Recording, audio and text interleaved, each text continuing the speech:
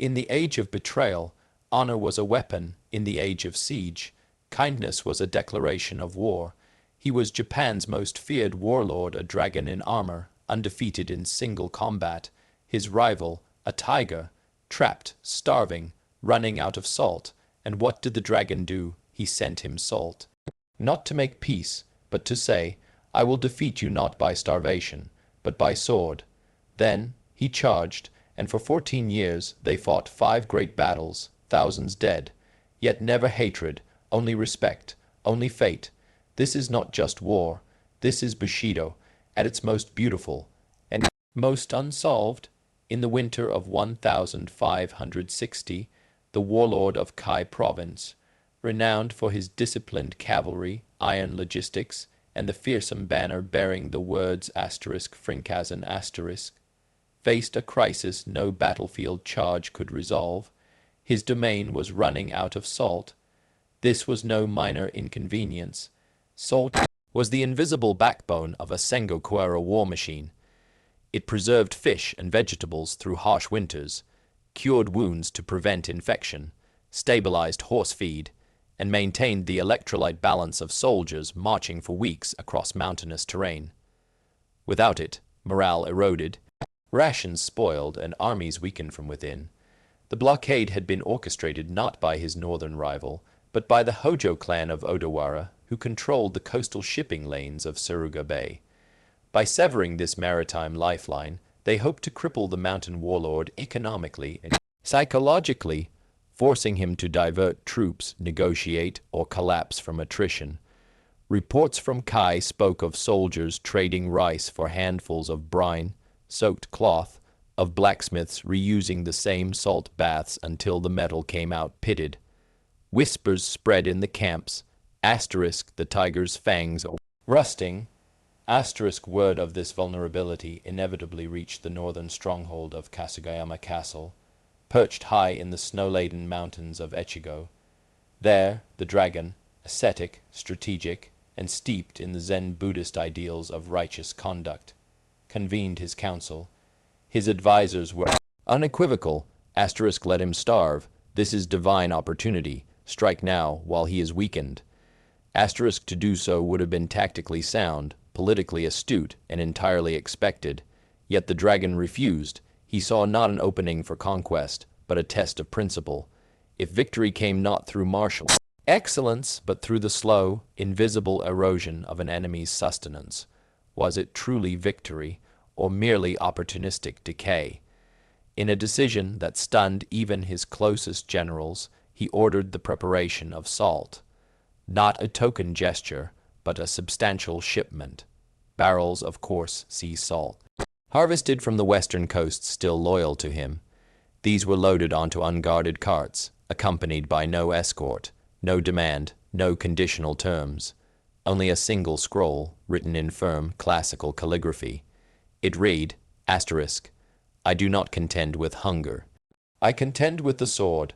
The salt crossed the contested frontier without incident. When it arrived in the tiger's headquarters, the warlord examined the grain, then the message. Accounts say he smiled, not in relief, but in grim recognition. He understood the message's layered meaning. This was not charity, it was a challenge elevated to philosophy. By restoring his rival's capacity to fight, the dragon was declaring that their conflict would be decided not by blockade or subterfuge, but by courage, tactics, and the strength of arms on equal terms. It was an act that redefined the very nature of their war, no longer a struggle for mere survival, but a sustained duel of ideals where honor was not ancillary to victory. Was the battlefield itself. And within weeks, true to the unwritten pact, the dragon marshaled his forces and marched south, not to exploit weakness, but to meet strength renewed. The narrow river plain of Kawanakajima, nestled between the Chikuma and Sai rivers in modern-day Nagano, was not chosen by accident. It was selected as the ultimate proving ground, a natural arena where terrain amplified tactical genius and punished hesitation. 5 times between 1553 and 1564, the two great powers converged here, each encounter refining their strategies, deepening their understanding of the other, and escalating the stakes, not in territory gained, but in reputation forged. Yet it was the fourth confrontation on the mist-shrouded morning of October 18, 1561, that would transcend mere battle and enter the realm of legend. The warlord of Kai, ever the innovator, devised what he called the *seam, no Tory *, the woodpecker strategy. The plan was elegant in its deception. A strong detachment, led by his most aggressive commanders, would assault the northern ridge of Seijoyama, where the dragon's army was encamped, mimicking a full-scale frontal attack. The expectation, based on prior engagements, was that the dragon would descend the slopes in force to meet the threat head-on, exposing his rear. At that moment, the main Kai army, hidden in river fog below, would surge across the plain and seize the now vacant high ground, cutting off retreat and trapping the northern host between hammer and anvil. It was a plan built on pattern recognition, on the assumption that even the greatest rivals fall into rhythm. But the dragon, meditating before dawn as was his custom, sensed the trap. He studied the timing, the placement of the feint, the unnatural stillness in the river mist, and concluded the real threat lay not above, but below. In a decision that defied all convention, he did not descend to meet the decoy.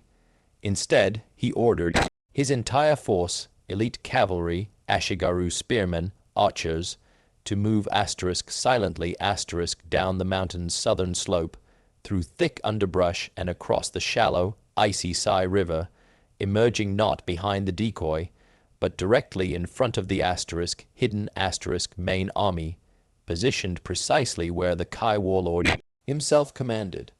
What followed was one of the most audacious acts in samurai history. The dragon, clad in white, lacquered armor and mounted on his famed white stallion, led a concentrated cavalry wedge straight through the Kai lines. Shattering spear formations, ignoring arrow fire, he drove toward the command post like a blade seeking its sheath. Guards fell, standards toppled, and then, there he was, the tiger seated on his camp stool, iron war fan *tesson* in hand, no time to draw his sword. The dragon swung, once, twice, thrice, the blade ringing against the reinforced iron ribs of the fan, each strike jarring up the arms of both men.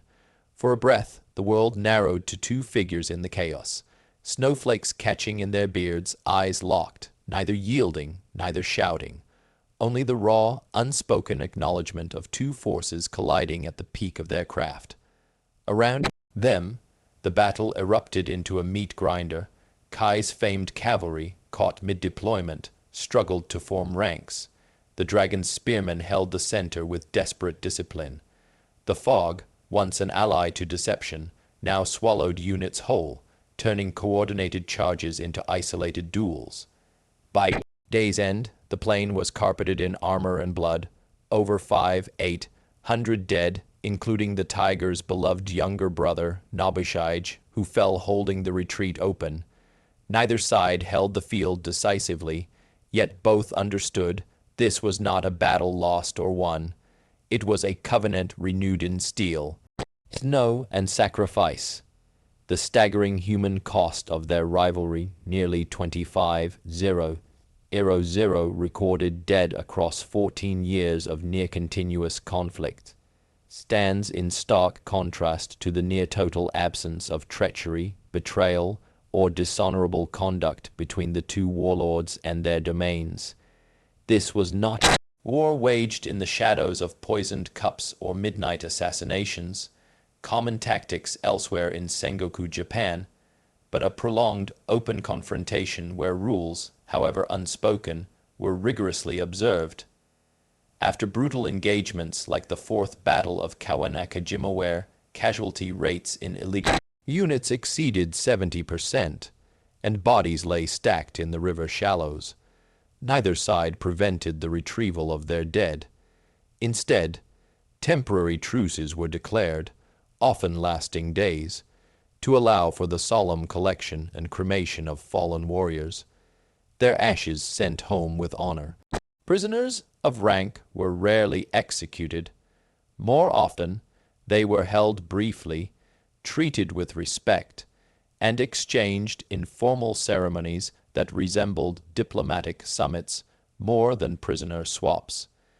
A captured Takeda commander might be hosted in the dragon's castle for weeks, discussing tactics over tea, before being escorted back to Kai with gifts and safe passage. Conversely, when Uesugi officers were taken, the tiger ensured they received the same courtesies, once even returning a prized family sword that had been seized in battle, stating that such heirlooms belonged with lineage, not trophies. Even in the heat of campaign, restraint prevailed. Villages along contested borders were rarely subjected to the scorched turf tactics seen in other theaters. Granaries were sometimes left intact, farmers permitted to harvest under temporary safe conduct. This discipline extended intelligence and deception, while feints and ambushes were central to their art, as seen at Kawanakajima. Either resorted to forged letters, false surrender, or infiltration by disguised agents to assassinate the other.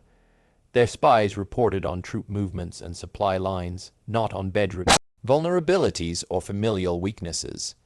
When the dragon learned the tiger had fallen seriously ill in 1572, he immediately halted all offensive operations, not out of fear, but principle, declaring that to strike a man incapable of commanding his own defense was to invalidate the entire premise of their struggle. Similarly, the tiger, upon hearing rumors of unrest within the dragon's domain, refused to exploit the moment, reportedly saying, "A mountain does not crumble in an hour, let him settle his stones." Their armies, steeped in this ethos, mirrored the leadership. Veteran soldiers from opposing sides, meeting in neutral inns during truces, would share sake and compare sword techniques, recognizing in each other not enemies, but counterparts in a shared, demanding profession. This self-imposed code transformed their conflict from a zero-sum contest into something closer to a ritualized trial by combat, exhausting, devastating, yet strangely stabilizing. In a fractured land where loyalty shifted with the wind, their enduring rivalry became a fixed point, a known quantity around which other clans calibrated their own ambitions. The sheer predictability of their opposition's seasonal campaigns, agreed upon battlefields, mutual restraint, created a corridor of relative order amidst nationwide chaos. Their war, paradoxically, functioned as a form of deterrence. Neither could expand recklessly west or east without exposing their flank to the other, thereby containing the spread of larger, more destructive conflations. The blood spilled was real, the grief profound, yet it was channeled, contained, and, most remarkably, never allowed to curdle into the kind of dehumanizing hatred that turned other Sengoku conflicts into cycles of annihilation. They fought to test each other's mettle, not to erase each other's legacy, understanding, perhaps, that in the absence of a worthy rival, even victory becomes hollow. The death of the tiger in the spring of 1573 sent a silence across the mountain provinces so profound it was said birds ceased singing along the Fuji River. Officially, he succumbed to illness, perhaps complications from old battle wounds, perhaps the strain of decades of relentless campaigning, though whispers among his inner circle spoke of a sniper's arrow during the siege of Noda Castle months earlier, a wound he concealed to maintain morale. Regardless of cause, the reality was undeniable. The axis around which the dragon's world had revolved for 14 years had fractured. Upon receiving the formal envoy bearing the black and white mourning banner at Kasugayama Castle, the dragon did not convene a war council. He did not order mobilization to seize the perceived opportunity in the now leaderless Kai domain. Instead, he dismissed his generals, entered the inner shrine of Bishamonten, the Buddhist god of warriors, to whom he had sworn his life, and remained there in meditation for 3 days and nights. When he emerged, his face was drawn, his eyes red-rimmed. He issued a single decree. All military operations against Kai were suspended indefinitely. No raids, no reconnaissance, no probing of the new, untested leadership. This was not strategic caution. It was mourning made manifest in policy. In weeks that followed, he commissioned artisans to craft a memorial tablet inscribed with the tiger's full ceremonial name and posthumous Buddhist title.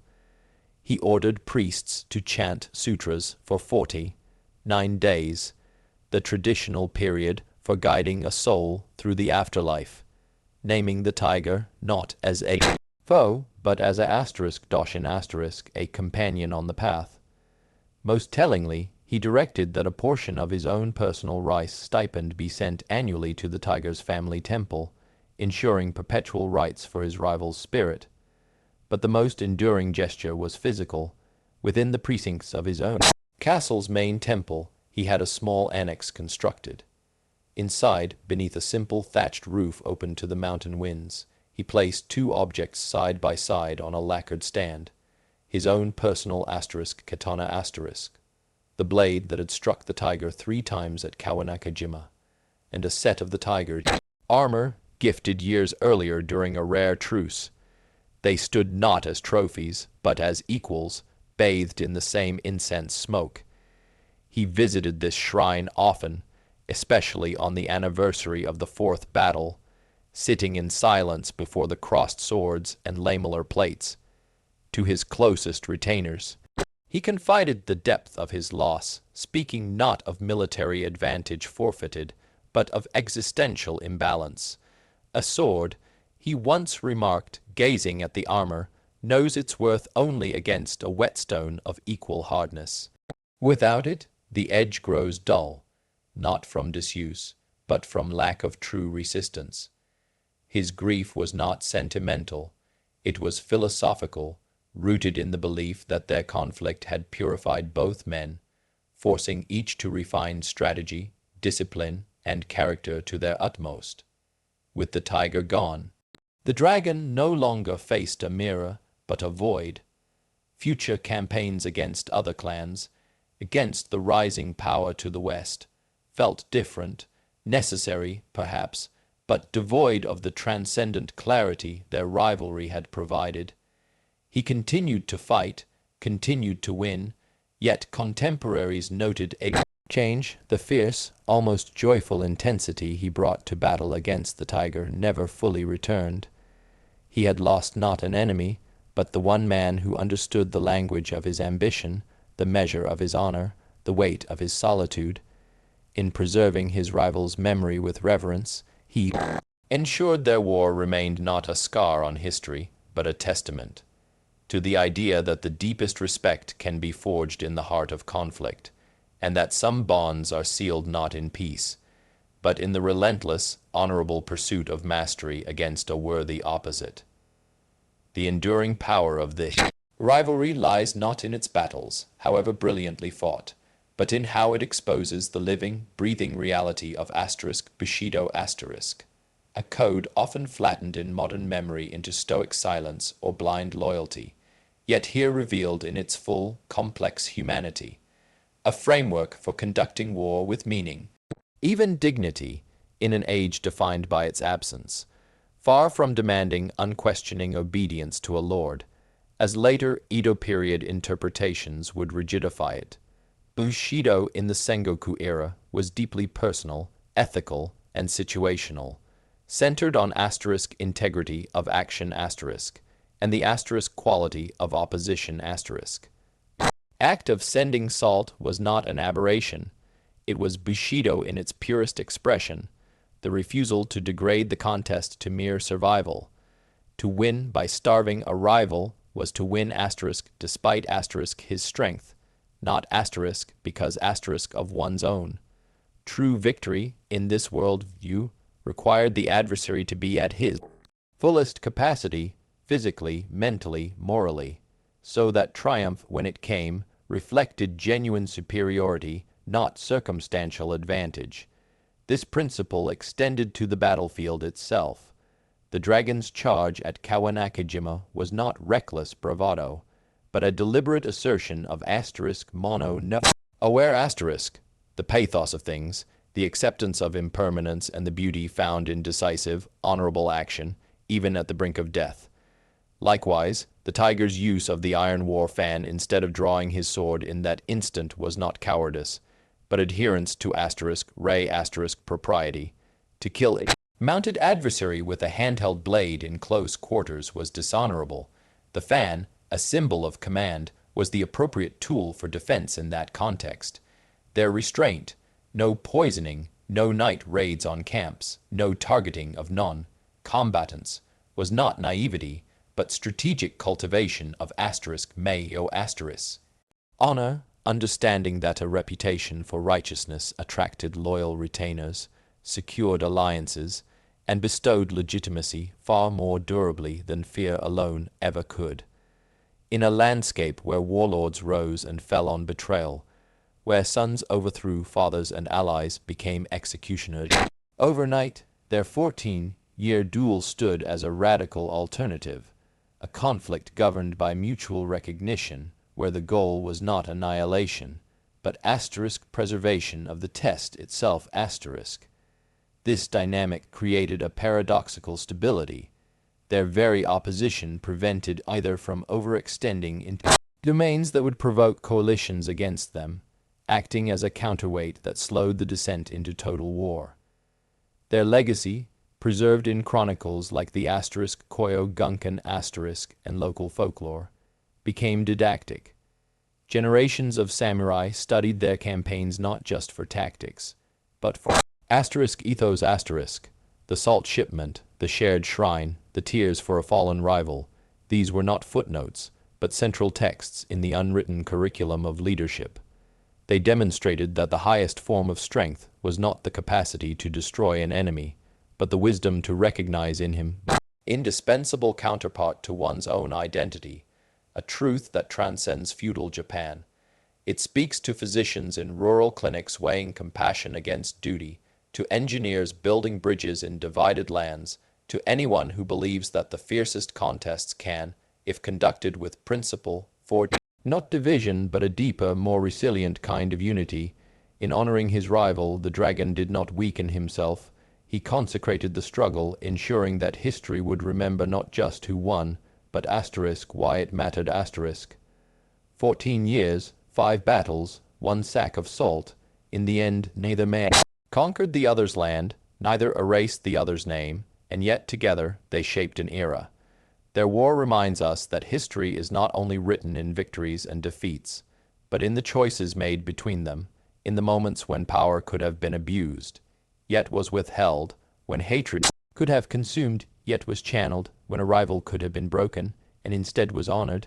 That is the unsolved mystery, not how they fought, but why in a world of chaos they chose to fight well, not for glory alone, not for legacy alone, but for the quiet, unshakable belief that how we oppose one another defines who we are, more than any throne, more than any banner, more than any sword. If this story moved you, if it made you pause, reflect, or look at rivalry in a new light, please, like this video, it helps unsolved history reach more curious minds across Pakistan and beyond. Subscribe, because history's greatest lessons aren't in the winners' palaces. They're in the trenches, the truces, the unsent letters, and the salt sacks no one expected. And in the comment, tell me, who is history's most honorable rival? Was it Scipio and Hannibal, Grant and Lee, or someone from our own soil, whose story waits to be told? Unsolved history, where the forgotten aren't lost, they're waiting. Until next time, keep questioning, keep remembering, history never sleeps.